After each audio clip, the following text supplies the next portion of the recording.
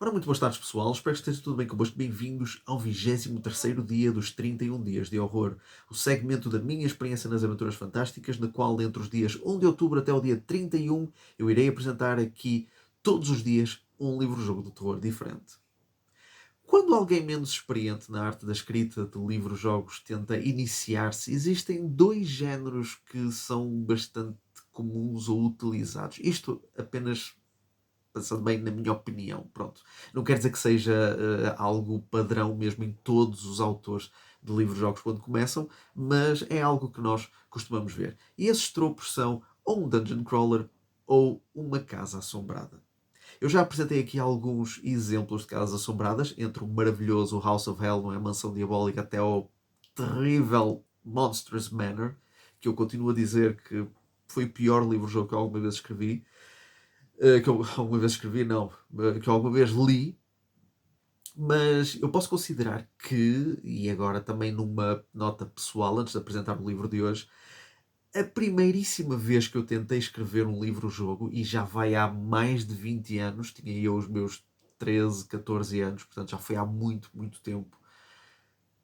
O primeiro, a primeira história, a primeira aventura que eu fiz era uma aventura de apenas 30 secções, 30 parágrafos, não é? Ou 30 referências, como lhe quiserem chamar, em que o tema era uma casa assombrada. Portanto, eu acho que existe um certo.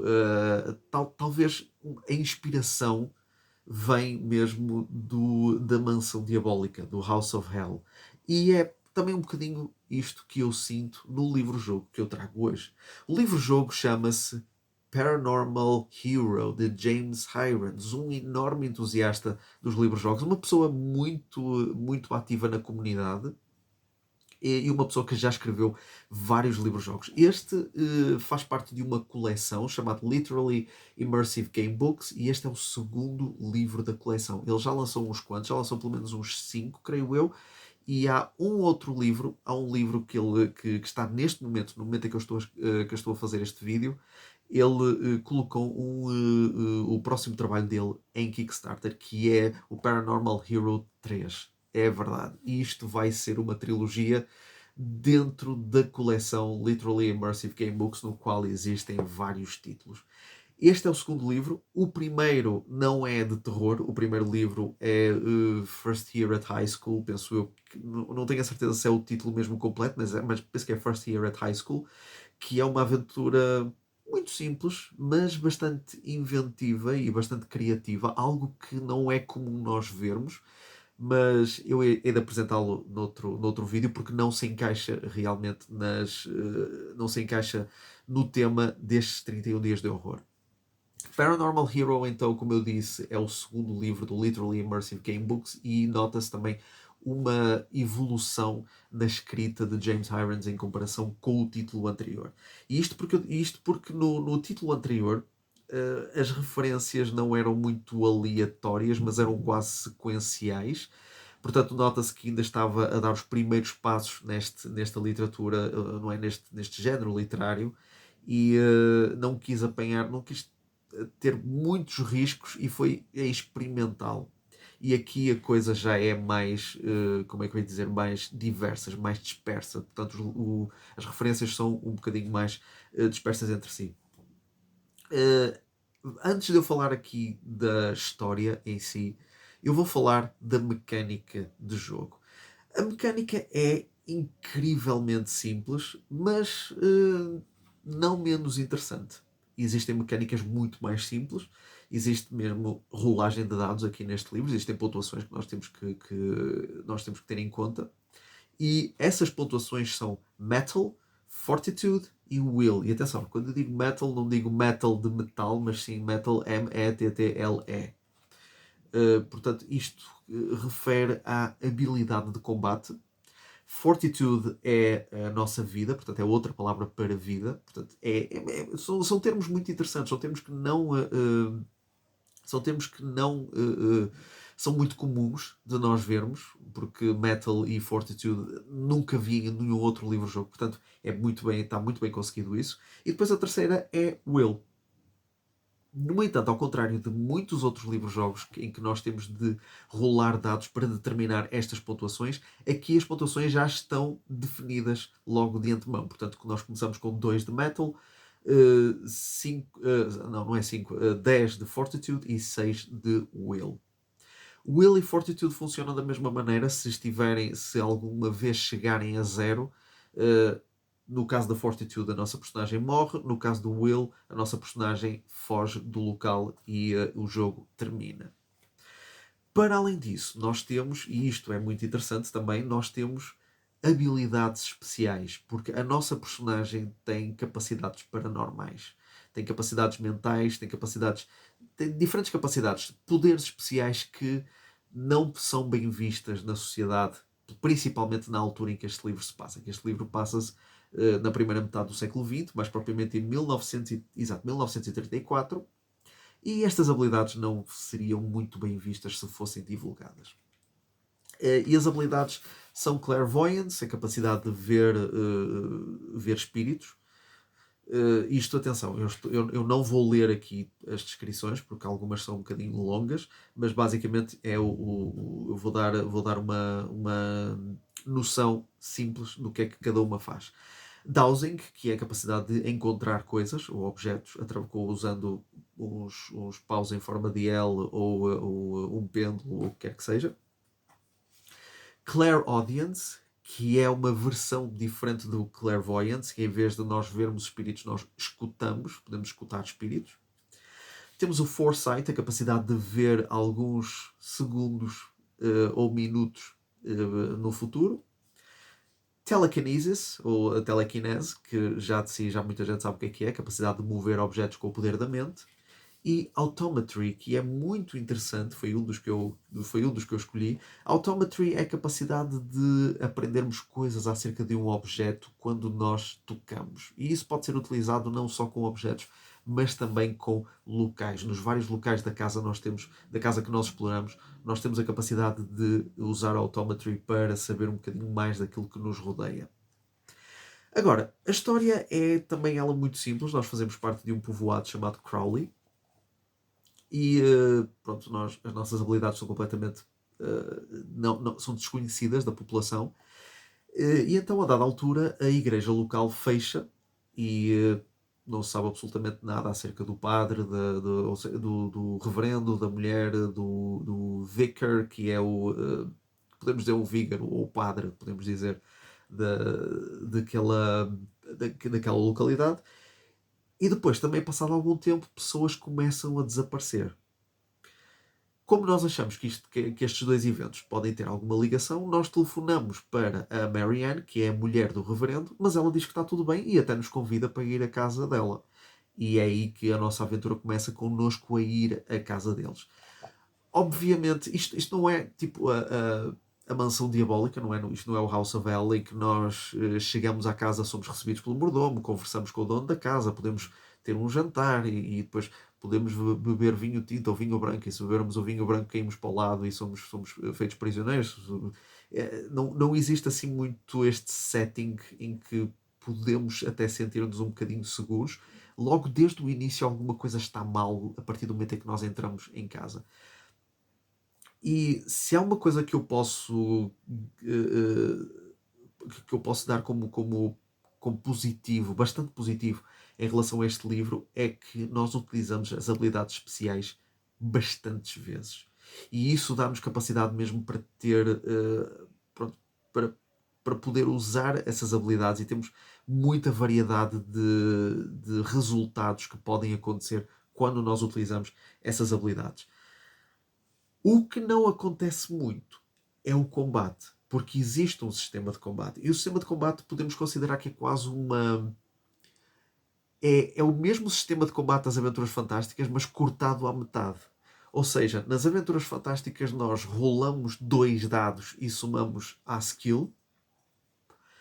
E fazemos o mesmo com o nosso adversário. E depois quem tiver o poder de ataque, não é? Quem tiver o resultado mais baixo perde 2 pontos de força. Aqui é basicamente não é o contrário, mas é metade. Ou seja, em vez de 2 dados lançamos somamos ao metal, fazemos isso com o nosso adversário, e quem tiver o resultado mais baixo perde um ponto de Fortitude. Isto, de certa forma, acaba por tornar os combates um bocadinho mais longos. No entanto, como não há muitos combates, é mais a meio e perto do fim, isso acaba por não criar assim muitos problemas. No entanto, o que é que acontece? Nós começamos com um metal muito baixo. Nós começamos com 2 de metal. E é dito que quando nós encontramos uma arma, essa pontuação soma para mais 1. E eu não sei se isso é cumulativo, porque existem várias armas que nós podemos encontrar ao longo da aventura. Uma faca de uma fruit knife, uma pequena espada, nem é uma pequena espada, porque uma espada nós podemos encontrar.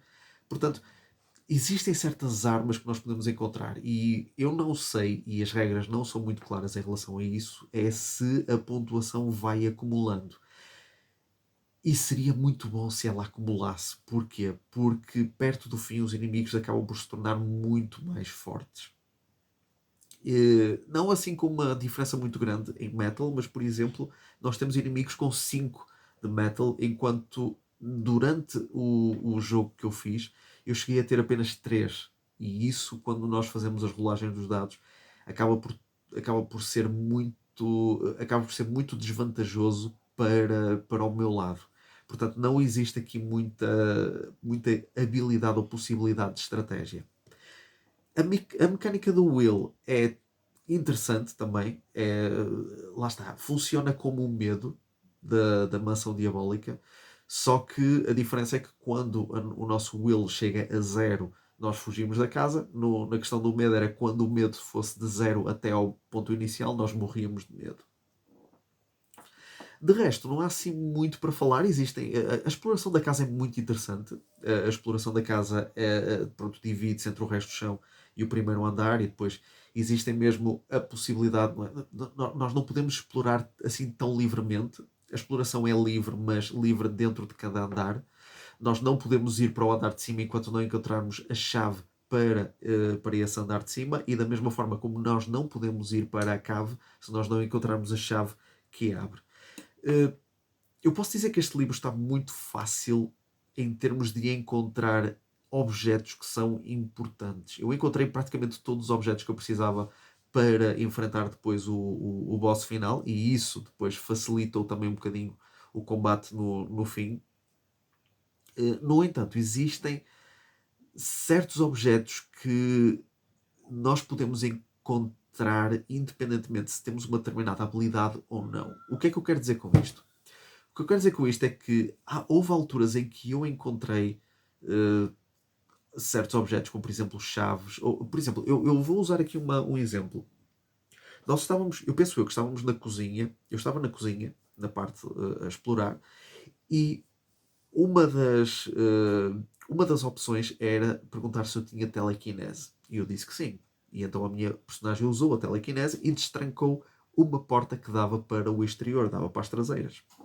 E eu, ok, antes de ir para essa opção, eu decidi aproveitar para explorar a cozinha para ver se encontrava alguma coisa diferente.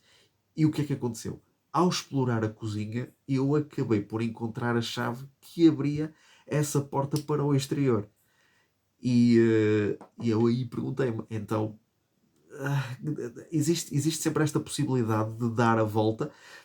Lá está, o livro não é muito difícil e nós temos essas possibilidades. No entanto, o facto de nós não termos uma determinada habilidade não causa nenhuma penalização, porque eventualmente existe uma forma na mesma altura de conseguirmos encontrar aquilo que procuramos, e isso torna o livro muito, muito simples.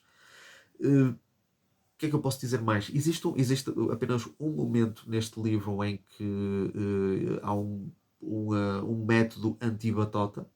Só apenas um único momento, que é quando pergunta se nós temos uma determinada chave e nós temos que somar 22 ao número que está, ou melhor, nós temos, porque a fechadura que nós temos que abrir tem o número 22 e nós temos que somar o número da chave a esse mesmo número. Ok, eu posso dizer o número da chave também é 22, portanto é quase aqui uma piada.